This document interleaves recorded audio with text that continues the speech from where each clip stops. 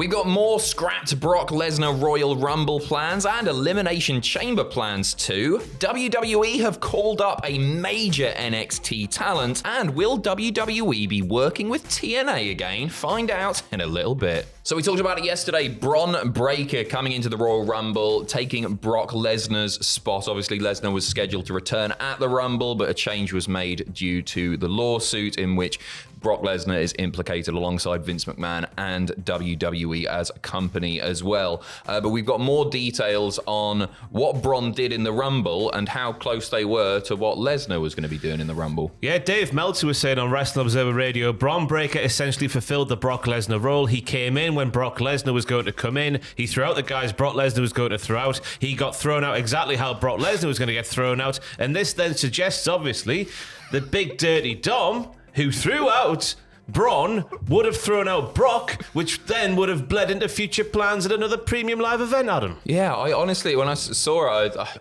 I couldn't believe this. It would be expected that Brock and Dominic would have worked together at Elimination Chamber. And then one would assume we would have probably gotten what I consider a dream match, Brock Lesnar versus Gunther at WrestleMania. I don't know. No, because they had the stare down, didn't they? Yeah. Bron and Gunther did. So that means that Brock Lesnar would have thrown out Carmelo Hayes, Ivar, Finn Balor, Omos. Big eliminations for Brock. But yeah, real surprised to hear that he was going to get chucked out by Dominic Mysterio. Dominic Mysterio is just a great punching bag, isn't he? Yeah. That's an easy match for Brock Lesnar. He comes in, hits his suplexes, 1 F5, job done, easy payday. And then he gets confronted by Gunther. I fantasy booking this in my head. That's honestly where I thought it makes sense now after the Rumble. Yeah, I just couldn't get past the thought of Brock Lesnar throwing around Dominic Mysterio for 10 minutes. It would have been good, but obviously we can see why things had to change after last week. Yes, absolutely.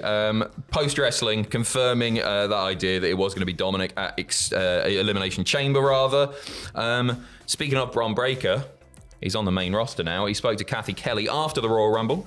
Yeah, he said, what an opportunity tonight was for me to make a statement, and I thought I did that tonight 100%. But I know things didn't go my way, but I'm not done with the Judgment Day by any means. I think tonight I proved that I belong on the main roster. This is my home now, and I'm ready to work. I'm ready for the work. I'm ready to prove to my peers and to the people and to everyone out there who believes in me that this is where I belong. That is what I was born to do, and I'm here, and I'm ready. He's on the main roster, and he's going to fight the Judgment Day. That's what we learned from that quote there. About bloody time he's on the main roster. I don't know, Adam, because it's just got absolutely... It's peak Bron Breakker now in NXT in the tag team known as, and this is their official name, the Arseholes. Right, okay. They were the Wolf Dogs. Baron Corbin didn't like that because it was a bit naff. He's been wearing the head thing, taking the P155 out of Bron Breakker, but now they're just known... Well, they say the a-holes on TV, but it's the Arseholes, and it's fantastic. Irony aside. It's not irony. Legitimately, them... Did you see him in the Rumble, Ross? Yes, what I he did. just did, he was the But man the of the match. Arseholes is better now. Okay, all right. Honestly, I'm sure it was. Watch Baron Corbin Did you and see Bron him in Breakker. the Rumble? Have you seen the Dusty Classic this year? No. That's what I'm asking you. Because the Arseholes are unbelievable as a tag team. Bron Breakker was unbelievable in the Royal Rumble. He was about to. Oh no! Don't do this. He was all right in the Rumble, I'll give you that. But the Arseholes are a different level. There's levels to this game. He was unreal. Explosive energy. Just going back to it, right? Let's say that Brock Lesnar versus Gunther was the plan for WrestleMania. I think Brock would have done the job there. Do you have Bron go over? Let's say he's following Lesnar's path all the way to WrestleMania and he gets the IC title match against Gunther. Is he the man to take the belt off Gunther? Yeah, a reign of that length, you've got to make somebody else surely in that victory or that defeat for Gunther, and having someone like Bron Breakker, who we were earmarking as the guy to end Roman Reigns' reign a couple of years ago. Things haven't gone exactly to plan that way, but yeah, having a big win for Bron in terms of toppling Gunther makes all the sense in the world to me. I think it's the way to do it. But also, you could have them go after the tag team titles with Baron Corbin as the arseholes. You could do, yeah. And have them run roughshod. They're really hot in NXT, They're aren't they? massive. In the Dusty Classic, They're so good. Yeah, I'll have to check that out. Naomi returning to WWE in the Women's Royal Rumble, coming out at number 3, putting in an incredible performance. Yeah, she lasted a while, didn't she? Absolutely fantastic. She has commented on this, just thanking TNA, which is lovely to see. Tweeting out, I personally want to thank Scott D'Amore, D'Lo Brown, Lance Storm, Gail Kim, Tommy Dreamer for believing in me and pushing me through my fears, Knockouts and Brothers for accepting me as one of your own. This is TNA. I am better in every way because of you. I thank you with my whole heart. Isn't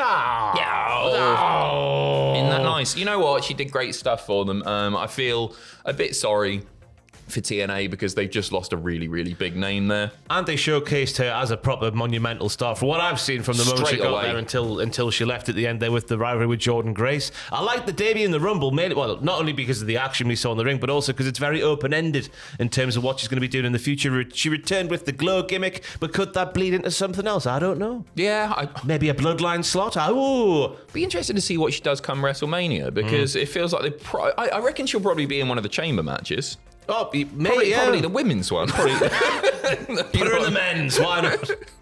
I think she'll do really, really well. She's just such a marketable character. Yeah. I really missed her on WWE TV, so it's lovely to see her back. Speaking of TNA, one person that we saw in there, Jordynne Grace, with a really fantastic performance as well. Yeah, probably the elimination of the entire night, taking that KOD from Bianca Belair on the apron.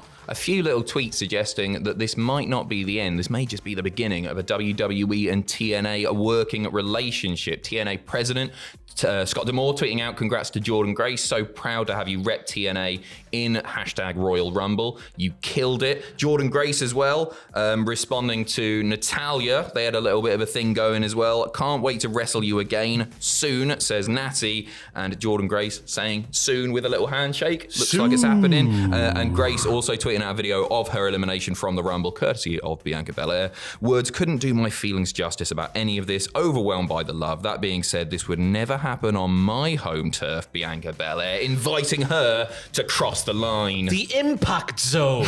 Is it still the Impact Zone? Yeah. The TNA Zone. But yeah, just that line there about my home turf, that would suggest that, as unthinkable as it would be to say, maybe just before Saturday night, Bianca Belair having a match in TNA could be a possibility. Throw him a bone, right? Yeah. Like Triple H talked about this a little bit in the press conference, saying it was really cool and everything. TNA have helped WWE out a little bit. Go on, give him Natalya. Yeah.